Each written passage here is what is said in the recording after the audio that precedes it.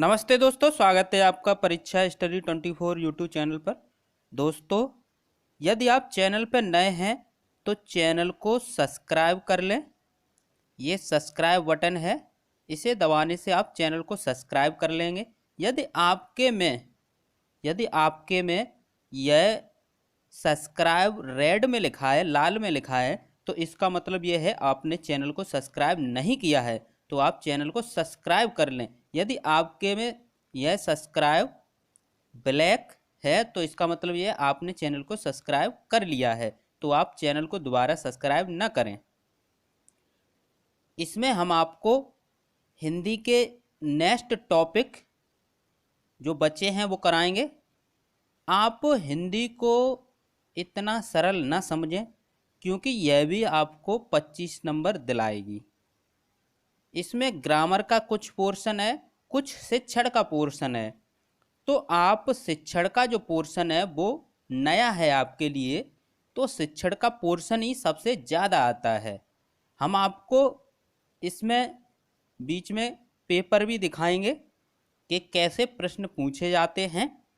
और यदि आप ने जो वीडियो बनाई हैं वो नहीं देखी हैं तो आप चैनल के प्लेलिस्ट में जाकर, ये प्लेलिस्ट है, इस पर जब क्लिक करेंगे तो ये प्लेलिस्ट खुल जाएगी। तो इस प्रकार आप हिंदी की जो जितनी भी वीडियो बनाई हैं वो सभी देखें, समझें, फिर नोट्स बनाएं, क्योंकि पेपर टाइम रिवीजन करने में आसानी होगी। देखते हैं दोस्तों, भाषा। पहले समझते हैं भाषा को। भाषा किसे कहते हैं?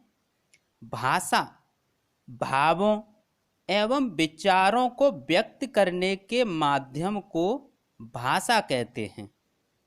जैसे एक व्यक्ति के कुछ भाव या विचार या संदेश हैं कुछ, उसको व्यक्त करने के लिए एक माध्यम की आवश्यकता होगी, उसे ही क्या कहते हैं? भाषा कहते हैं, जिससे सामने वाला व्यक्ति समझ सके, वो एक भाषा होती है। तो आप समझ गए होंगे भाषा को। भावों एवं विचारों की अभिव्यक्ति के माध्यम को भाषा कहते हैं। या फिर हम डेफिनेशन में क्या लिख सकते हैं? भावों एवं विचारों की अभिव्यक्ति के माध्यम को भाषा कहते हैं, जिससे हम अपने विचार व्यक्त करते हैं, उसे क्या कहते हैं? भाषा कहते हैं। तो आप भाषा की डेफिनेशन समझ गए। व्यक्त कर सकते हैं, कौन कौन से प्रकार हैं व्यक्त करने के, वो देखेंगे दोस्तों।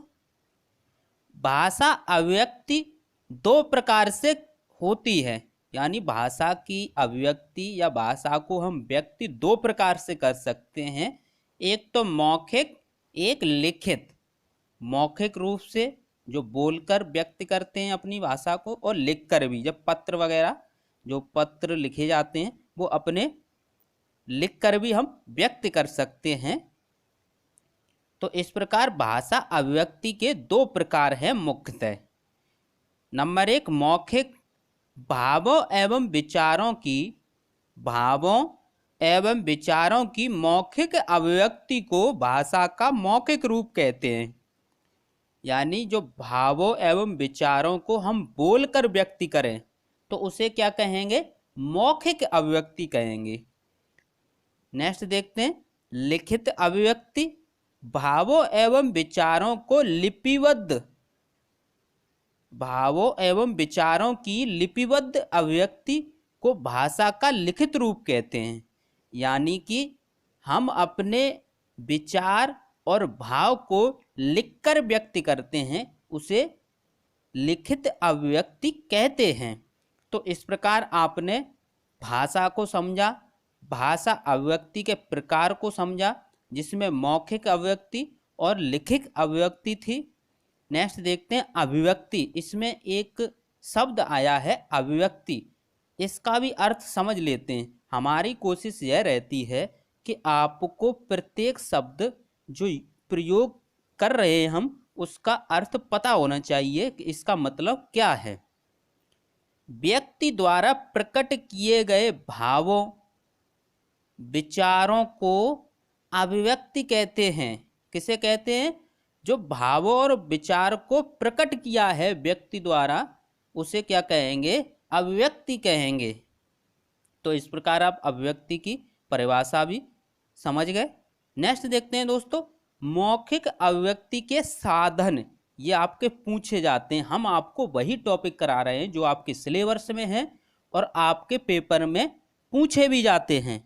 तो इस प्रकार इनमें से प्रश्न भी पूछा जाता है, मौखिक अभिव्यक्ति के साधन बताइए। तो मौखिक अभिव्यक्ति के साधन कौन से हैं? जो हम मौखिक अभिव्यक्ति मतलब मुख से बोलकर, तो मुख से कौन कौन से बोलकर साधन हम देख सकते हैं, कौन कौन से? भाषण, वो भी मुंह से बोलकर दिए जाते हैं। व्याख्यान, ये भी मुंह से बोलकर की जाती है। कविता पाठन, यानी कविता को पढ़ेंगे वो भी हम मुख से ही पढ़ेंगे। कहानी पठन, कहानी को पढ़ेंगे वो भी मुख से ही पढ़ेंगे। विचार विमर्श, जब विचार विमर्श करेंगे वो भी हम मुख से बोलकर ही करेंगे।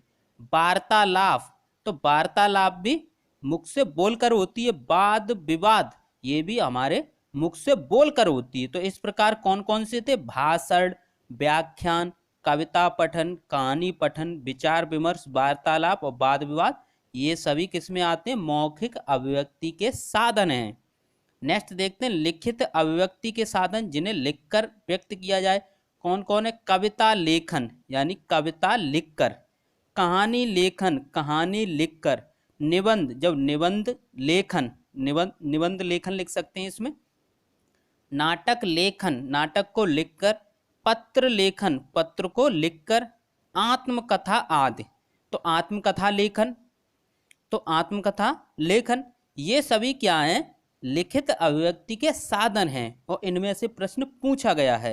हम आपको जब पेपर दिखाएंगे, सिलेबस कंप्लीट हो जाएगा, तब हम आपको पेपर भी कराएंगे और इस वीडियो के अंत में या बीच में कहीं हम आपको पेपर भी दिखाएंगे, कैसे प्रश्न बनते हैं। 1-2 वर्ष के पेपर दिखाएंगे और जब हम सिलेबस ख़त्म हो जाएगा तब सभी पेपर्स आपको कराएंगे। तो वीडियो को अंत तक ज़रूर देखें, अपने दोस्तों को शेयर करें और हिंदी को हल्के में न लें, क्योंकि ये आपको 25 नंबर दिलाएगी। तो कोशिश यह रहे आपका कि जो सब्जेक्ट आपको आता है वो स्ट्रॉन्ग और कर लिया जाए, जिसमें पूरे पूरे नंबर आएँ, और जो आपका वीक सब्जेक्ट है उसमें पास लायक तो कर लिया जाए। ये आप प्लानिंग बना के रखें, तभी आपको अच्छे नंबर मिलेंगे और आप कभी भी किसी भी परीक्षा में फेल नहीं हो सकते। नेक्स्ट देखते हैं दोस्तों, लेखन। समझते हैं लेखन। लेखन का मतलब है लिखना, यानी भावों एवं विचारों को लिपिबद्ध करना लेखन कहलाता है। ये क्या है? लेखन की डेफिनेशन है। लेखन की डेफिनेशन क्या है? भावों एवं विचारों को लिपिबद्ध करना लेखन कहलाता है। तो इस प्रकार आपने लेखन की परिभाषा देखी। अब देखते हैं लेखन शिक्षण के उद्देश्य, या आपसे प्रश्न पूछा जाए लेखन के उद्देश्य, या प्रश्न पूछा जाए लेखन का शिक्षा में उद्देश्य, तो इन सब का उत्तर एक ही है। किसी भी प्रकार से एग्जाम में प्रश्न आ सकता है। देखते हैं दोस्तों कौन कौन से उद्देश्य हैं। बालक अपने भावों विचारों को लिखकर व्यक्त कर सके, ये क्या है? उद्देश्य है। क्या उद्देश्य है? जो छात्र हैं वह अपने भावों या अपने विचारों को लिखकर व्यक्त कर सके, ये उद्देश्य है लेखन शिक्षण का, या लेखन का उद्देश्य है। बालक किसी घटना या संदेश को लिखकर व्यक्त कर सके, बालक किसी घटना या संदेश को लिखकर व्यक्त कर सके, यह उद्देश्य है एक। नेक्स्ट क्या है? नंबर 3, बालक अपने ज्ञान को लिखकर व्यक्त कर सके, बालक अपने ज्ञान को लिखकर व्यक्त कर सके। नेक्स्ट देखते हैं दोस्तों नंबर 4, बालक सुंदर व शुद्ध लिख सके, बालक सुंदर व शुद्ध लिख सके। नेक्स्ट उद्देश्य क्या है? बालक विराम चिन्हों को सही से प्रयोग करके लिख सके।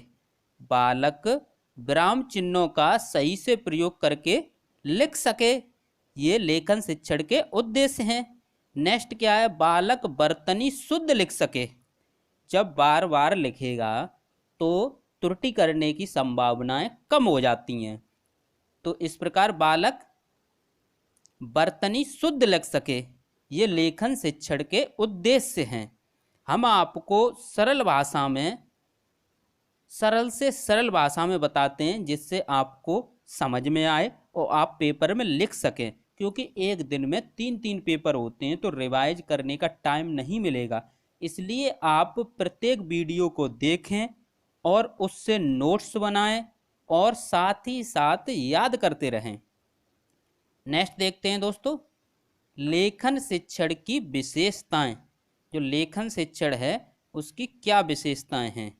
लेखन शिक्षण की विशेषताएं देखते हैं। इससे सूचनाओं का आदान प्रदान होता है। इससे क्या होता है? सूचनाओं का आदान प्रदान होता है, क्योंकि हम सूचनाओं को लिखकर किसी माध्यम से भेजते हैं तो क्या होता है? दूसरे को जब भेजते हैं तो सूचनाओं का आदान प्रदान होता है।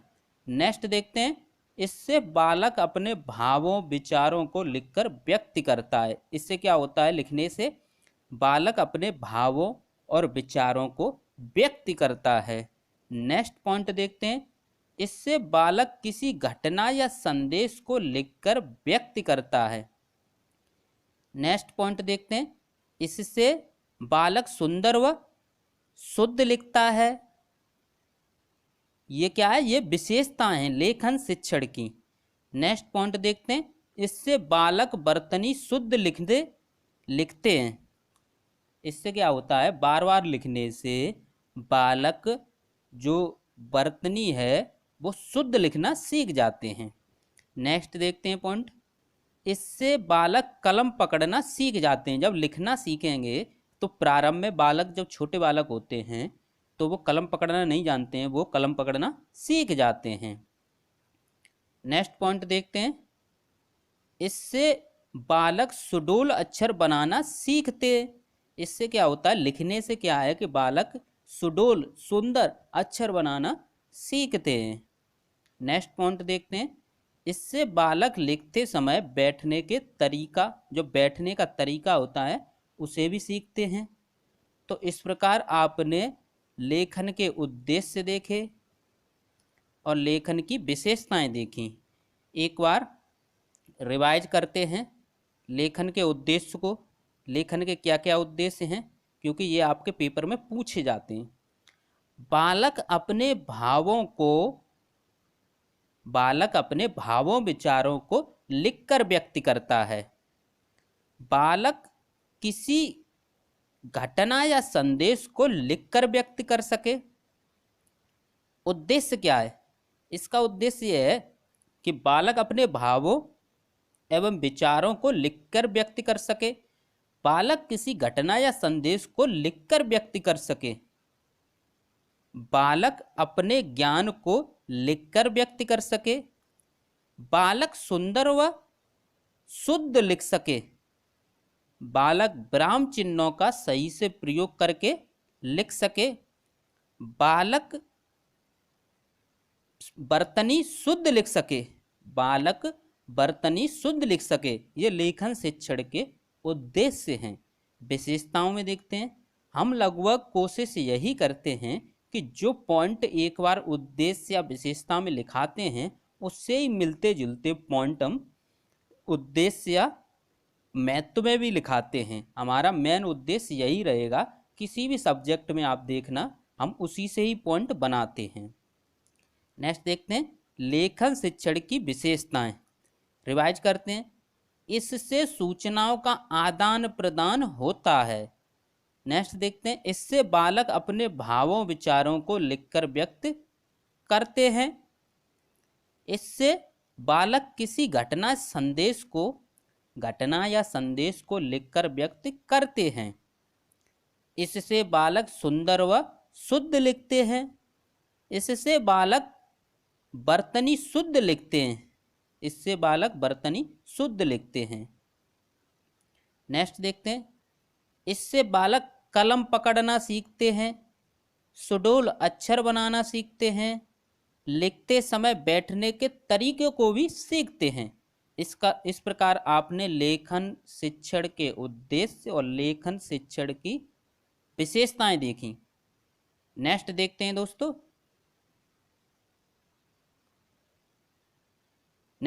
दोस्तों, लेखन शिक्षण में ध्यान रखने योग्य बातें या लिखते समय ध्यान रखने योग्य बातें। किसी भी प्रकार से आपसे प्रश्न पूछ सकता है एग्जामिनर। लिखना सिखाने में ध्यान रखने योग्य बिंदु या लेखन शिक्षण में ध्यान रखने योग्य बातें, इस प्रकार भी पूछ सकता है। और जो हमने हेडिंग दी है डायरेक्ट, वो भी पूछता है। तो इस प्रकार ये आपके टॉपिक बहुत बहुत इम्पोर्टेंट हैं। देखते हैं दोस्तों इसमें क्या है, क्या बातें ध्यान रखना चाहिए। बैठने का ढंग, और ये आपके सिलेबस में भी है, हम आपको अभी दिखाएंगे। बैठने का ढंग, किस प्रकार से बैठना चाहिए छात्र को, किसमें, लेखन शिक्षण में। इसका मतलब यह है लिखते समय बैठने का तरीका क्या होना चाहिए। रीढ़ की हड्डी लिखते समय सीधी रखनी चाहिए। जो रीढ़ की हड्डी है वो लिखते समय सीधी रखनी चाहिए, यानी झुककर नहीं बैठना चाहिए, अर्थात सीधे बैठना चाहिए। तो बैठने का ढंग क्या है, रीढ़ की हड्डी लिखते समय सीधी रखनी चाहिए। नेक्स्ट देखते हैं, आँखों से कागज की दूरी। आँखों से कागज की दूरी कितनी होनी चाहिए। आँखों से कागज की दूरी 1 फुट या 30 सेंटीमीटर, या फिर हम कह सकते हैं 12 इंच होनी चाहिए। तो कितनी होनी चाहिए, आँखों से कागज की दूरी 30 सेंटीमीटर होनी चाहिए, या 1 फुट या 12 इंच, तीनों में से किसी एक को लिख सकते हैं आप। कलम पकड़ने की विधि। कलम पकड़ने की विधि देखते हैं दोस्तों। कलम पकड़ने की क्या विधि होनी चाहिए, कहाँ पर कलम पकड़नी चाहिए जिससे सही और सुंदर लिखा जाए, स्पष्ट, जो सामने वाले को स्पष्ट समझ में आए। कलम को निब, जो पॉइंट होता है, जो पेन का पॉइंट होता है, से उस पॉइंट से 1 इंच ऊपर पकड़ना चाहिए। कलम को निब से 1 इंच ऊपर पकड़ना चाहिए।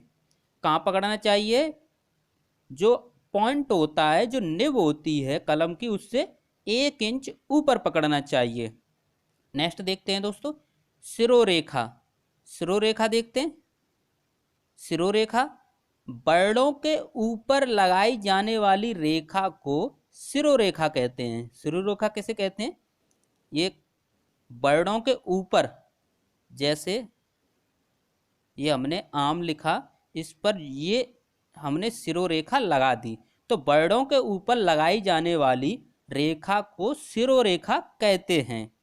सिरोरेखा, जो सिरोरेखा है, सिरोरेखा की लंबाई पूरे वर्ड के दोनों ओर वर्ड की चौड़ाई, जो वर्ड की चौड़ाई है कि 1/3 निकलनी चाहिए। कहने का मतलब ये है कि जो सिरोरेखा है, जो सिरोरेखा है की लंबाई कितनी होनी चाहिए, वह इसमें बताया गया है कि जो वर्ड की चौड़ाई है उसकी 1/3 यानी 1/3 दोनों तरफ निकलनी चाहिए। तो इस प्रकार आपने सिरोरेखा की डेफिनेशन देखी। सिरोरेखा की डेफिनेशन थी, वर्डों के ऊपर लगाई जाने वाली रेखा को सिरोरेखा कहते हैं। नेक्स्ट देखते हैं दोस्तों, अक्षर की सुडोलता। अक्षर की सुडोलता, अक्षर पूरे लिखने चाहिए जिससे सुडोल लगे। अक्षर पूरे लिखने चाहिए जिससे सुडोल लगे। लिखने का क्रम देखते हैं। लिखने का क्रम बाएं से दाईं ओर होना चाहिए। ये बायां है और ये दायां है, तो बाएं से दाईं ओर, बाएं से दाईं ओर लिखने का क्रम बाएं से दाईं ओर होना चाहिए। तो आपने लिखने का क्रम भी देखा, अक्षर की सुडोलता भी देखी। प्रतीक, लिपि प्रतीक देखते हैं। हलंत, मात्राओं, विराम चिन्हों का प्रयोग करना लिपि प्रतीक होते हैं। जो लिपि के जो अक्षर होते हैं वो भी लिपि प्रतीक कहलाते हैं। लिपि के प्रतीक अक्षर भी कहलाते हैं, जो आपकी वर्णमाला के जो अक्षर हैं वो भी लिपि प्रतीक कहलाते हैं। तो इस प्रकार आपने इसको देखा। एक बार रिवाइज करते हैं। बैठने का ढंग शॉर्ट में रिवाइज करते हैं जो आपके माइंड में रहे। बहुत से स्टूडेंट कमेंट करते हैं कि आप इतना शॉर्ट में समझा देते हैं तो हमें जल्दी समझ में आ जाता है। तो इस प्रकार हम शॉर्ट में भी समझाएंगे। बैठने का ढंग, बैठने का ढंग सीधे बैठना चाहिए। बैठने का ढंग क्या है? सीधे बैठना चाहिए। आँखों से कागज की दूरी 30 सेंटीमीटर, आँखों से कागज की दूरी 30 सेंटीमीटर होनी चाहिए। कलम पकड़ने की विधि निव से 1 इंच ऊपर, निव से 1 इंच ऊपर, निव से कितना? 1 इंच ऊपर। सिरोरेखा, वर्णों के ऊपर लगाई जाने वाली रेखा को सिरोरेखा कहते हैं। अक्षर की सुरोलता, अक्षर पूरे लिखने चाहिए। लिखने का क्रम बाएं से दाएं होना चाहिए। प्रतीक चिन्ह, हलंत मात्राओं, विराम चिन्हों का प्रयोग करना प्रतीक चिन्ह कहलाते हैं। तो इस प्रकार हमने शॉर्ट में भी आपको समझा दिया। जब आप रिवाइज करो तो ये जो पॉइंट जो हमने आपको बताया ऐसे रिवाइज किया जाता है। बाद बाकी आप इसको लिख सकते हैं। पूरा पूरा जो मेन पॉइंट यही होते हैं। नेक्स्ट देखते हैं दोस्तों, लेखन शिक्षण की त्रुटियां। लेखन शिक्षण की सामान्य त्रुटियां कौन कौन सी होती हैं आप समझ लीजिए। कौन कौन सी सामान्य त्रुटियां होती हैं? जैसे बा और वा की त्रुटि। जब आप लिखने में बा और वा की त्रुटि करते हैं, ज़्यादातर छात्र ऐसा ही होता है। जब बोलते हैं अध्यापक तो वा और वा में अंतर नहीं कर पाते हैं। छा और छ में की त्रुटि, छ यानी छाता और ये कक्षा। तो इस प्रकार दोनों में अंतर है। नेक्स्ट देखते हैं दोस्तों, यहां पर लिख लेना सा और सा की त्रुटि और श और सा की त्रुटि, डा और णा की त्रुटि। इस प्रकार आप इनको लिख लीजिए। तो इनमें जब पूछा जाए कि लेखन शिक्षण की सामान्य त्रुटियां क्या हैं तो आप लिख सकते हैं। यहां पर आप सा बना देना। तो इस प्रकार आप लिख लेना। देखते हैं दोस्तों, बालक कुछ वर्णों के उच्चारण को नहीं समझ पाते हैं और उससे मिलता जुलता वर्ड लिख देते हैं। इस प्रकार लेखन शिक्षण में त्रुटियां होती हैं। अगर आपसे पूछा जाए लेखन शिक्षण में त्रुटियां क्यों होती हैं तो आप लिख सकते हैं बालक कुछ वर्णों के उच्चारण को नहीं समझ पाते हैं और उससे मिलता जुलता वर्ड लिख देते हैं, इसलिए लेखन शिक्षण में त्रुटियां होती हैं। नेक्स्ट देखते हैं, लेखन कौशल का विकास। इसमें प्रश्न पूछा गया है आपके पेपर में, छात्रों में लेखन कौशल का विकास किस प्रकार किया जा सकता है? तो आप लिख सकते हैं छात्रों में लेखन कौशल यानी लिखने के कौशल का विकास कविता लेखन, कहानी लेखन, निबंध लेखन, नाटक लेखन, पत्र लेखन आदि के द्वारा किया जा सकता है। तो आप समझ गए कि लेखन कौशल का विकास किस प्रकार किया जा सकता है। कविता लेखन, कहानी लेखन, निबंध लेखन, नाटक लेखन, पत्र लेखन आदि के द्वारा किया जा सकता है। इस प्रकार हमने आपको ये टॉपिक कराए लेखन से संबंधित। आप सिलेबस पर ध्यान देते हैं एक बार। यहाँ पर हमने आपको कौन कौन से टॉपिक करा दिए हैं। पहला टॉपिक हमने आपको करा दिया है हिंदी भाषा में ध्वनियों को सुनकर समझना और उच्चारण। ये उच्चारण, शुद्ध उच्चारण वाला टॉपिक हमने करा दिया है। दूसरा भी हमने करा दिया है लिपि से संबंधित स्वर व्यंजन है, ये स्वर और व्यंजन वाला हमने करा दिया आपको। अब ये रह गया है विलोम शब्द वाला और ये विराम चिन्ह वाला कंप्लीट हो गया है। यहाँ पर आज हमने आपको कराया बैठने का ढंग, आँख से कागज की दूरी, कलम पकड़ने की विधि। देखते हैं दोस्तों, आपका ये सिलेबस है हिंदी का। इसमें हमने कौन कौन से टॉपिक आपको करा दिए हैं यह देखते हैं।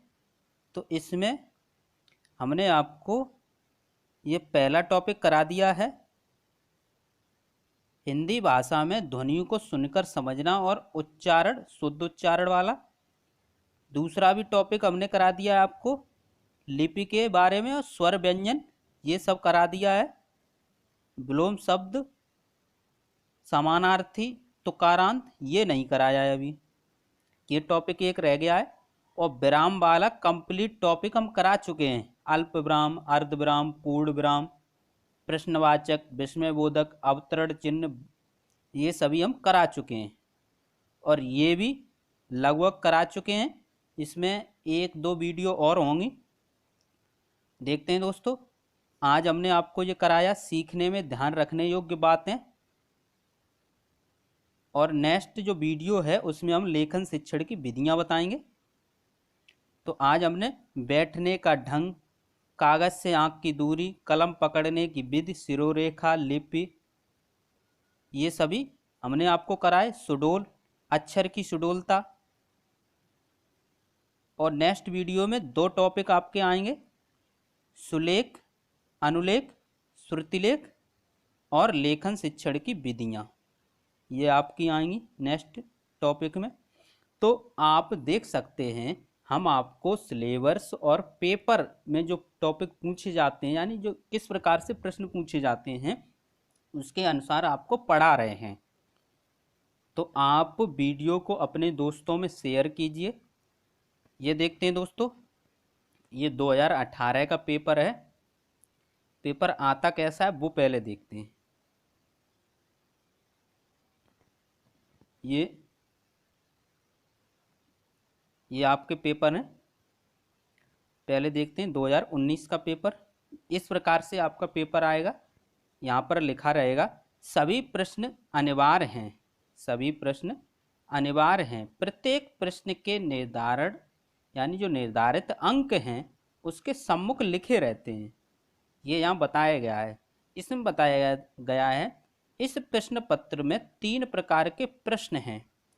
वस्तुनिष्ठ प्रश्न के सही विकल्प छांटकर अपनी उत्तर पुस्तिका में लिखें।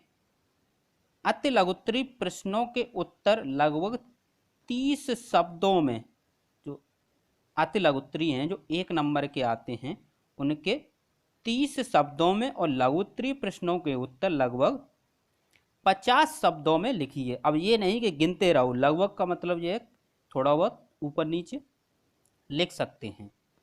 तो ये इस प्रकार से आपके ये पूछे जाते हैं। विलोम शब्द हमने नहीं कराया है, आपको दिखाएंगे कि हमने आपको कराए हैं, उनमें से कम आपको क्या क्या फंस रहा है। तो हमने वर्णमाला कराई है आपको, ये वर्णमाला से प्रश्न है, ये भी वर्णमाला से प्रश्न है। ये उच्चारण से है, अशुद्ध वर्तनी वाला, ये अशुद्ध वर्तनी से है।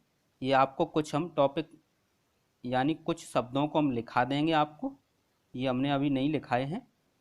नेक्स्ट देखते हैं सुलेख, ये टॉपिक कराना है, अभी हमने बताया नेक्स्ट वीडियो में कराएंगे।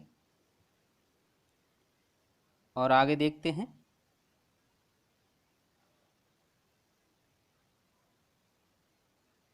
यहाँ पर देखते हैं, ये हमने आपको कराया है 9वां प्रश्न। ये प्रश्न अभी नहीं कराए, ये आपके ग्रामर से हैं, यानी व्याकरण से। यहाँ पर देखते हैं, ये कुछ कम समझ में आ रहा है लेकिन हम आपको पढ़ के बता दे रहे हैं। ऊष्म व्यंजन किसे कहते हैं, लिखिए, ये भी कराया आपने, ये हमने कराया है आपको। और ये विलोम शब्द बताए, विलोम शब्द अभी नहीं कराए हैं, और समानार्थी शब्द भी नहीं कराए। ये हमने आपको कराया प्रश्नवाचक चिन्ह से आप क्या समझते हैं, उदाहरण सहित लिखिए, ये हमने कराया है। और नेक्स्ट वीडियो में हम आपको ये कराएंगे अनुलेख एवं श्रुतलेख में क्या अंतर है समझाइए। तो 2 नंबर में ये आते हैं लेखन शिक्षण की विधियाँ, ये भी नेक्स्ट वीडियो में आएंगी। तो आप हिंदी को हल्के में मत लीजिए। और यहाँ पर देखिए हमने आपको पूर्ण विराम, अर्ध विराम के बारे में पढ़ाया है। ये आया है प्रश्न, पूर्ण विराम एवं अर्ध विराम के 2 उदाहरण दीजिए। और नेक्स्ट प्रश्न है हिंदी भाषा में प्रयुक्त होने वाले किन्हीं 4 विराम चिन्हों के नाम लिखिए। ये विराम चिन्ह से आया है, आप लिख सकते हैं पूर्ण विराम, अर्ध विराम, प्रश्नवाचक चिन्ह, विस्मयबोधक चिन्ह। नेक्स्ट देखते हैं, ये भी हमने आपको कराया है। सिरोरेखा जो आज हमने आपको कराई है, सिरोरेखा किसे कहते हैं, उदाहरण देते हुए समझाइए। तो इस प्रकार आप देख रहे हैं, आपको जो टॉपिक कराए जा रहे हैं उससे ही प्रश्न पूछे जा रहे हैं। नेक्स्ट पेपर आप देख लीजिए, 2017 का पेपर है। ये 2017 का पेपर है। इसमें देखिए, ये देवनागरी लिपि की विशेषता ये भी हमने कराई आपको। भाषा की सबसे छोटी इकाई ये भी करा चुके हैं व्याकरण में। वर्णमाला का आशय ये भी व्याकरण में करा चुके हैं। मूलतः वर्णों की संख्या ये भी हम करा चुके हैं आपको।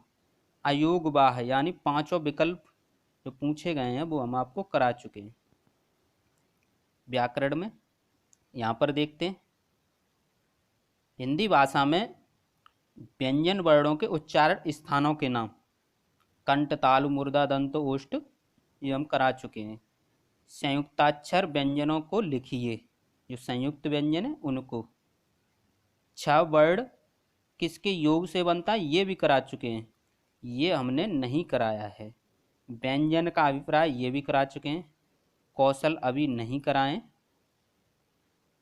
तो इसका मतलब यह है जितना भी कराया है उसमें से कम 15 से 20 का तो अभी अभी फंस रहा है, नहीं तो आप ऐड करके देख सकते हैं लगभग। विराम चिन्ह ये हमने कराया है। अशुद्ध उच्चारण किन्हीं 4 कारकों का उल्लेख कीजिए, ये भी करा चुके हैं। अशुद्ध उच्चारण सुधारने हेतु ध्यान देने वाले बिंदुओं का उल्लेख कीजिए, ये भी करा चुके हैं। उच्चारण शिक्षण की विधियों का संक्षेप उल्लेख कीजिए। छात्र में अपेक्षित लेखन कौशल का विकास किस प्रकार किया जा सकता है लिखिए। लेखन शिक्षण की विधियां, और 18 नंबर भी हमने आपको करा दिया है। तो इस प्रकार आपने देखा, कुछ जो टॉपिक रह गए हैं वो हम नेक्स्ट वीडियो में कराएंगे। आने वाली 2-3 वीडियो में आपका ये हिंदी का सिलेबस कंप्लीट हो जाएगा। 2018 में देखते हैं कौन कौन से प्रश्न थे जो अभी तक सिलेबस है उसमें से आप देख रहे हैं।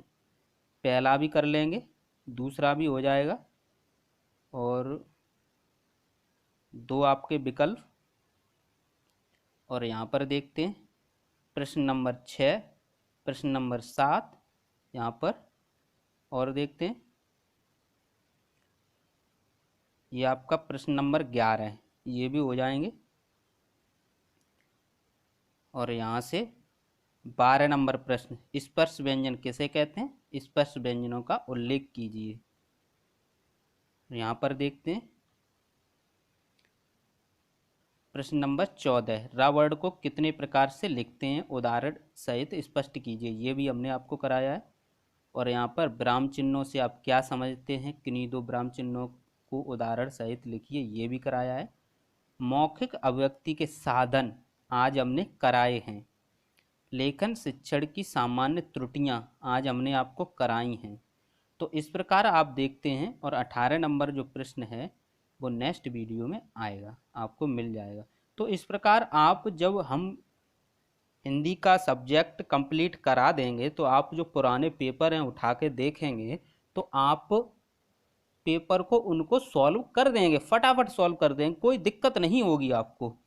तो आप प्रत्येक सब्जेक्ट को बराबर का वेटेज दीजिए, तभी आपके अच्छे नंबर आएंगे। नहीं तो आप हिंदी नहीं पढ़ेंगे, गणित को ही केवल पढ़ेंगे, तो हिंदी में भी तो नंबर आपको लाने हैं। अगर जितने कम हो रहे हैं हिंदी में, जितने कम हो रहे हैं गणित में, तो उतने आप इधर ला सकते हैं।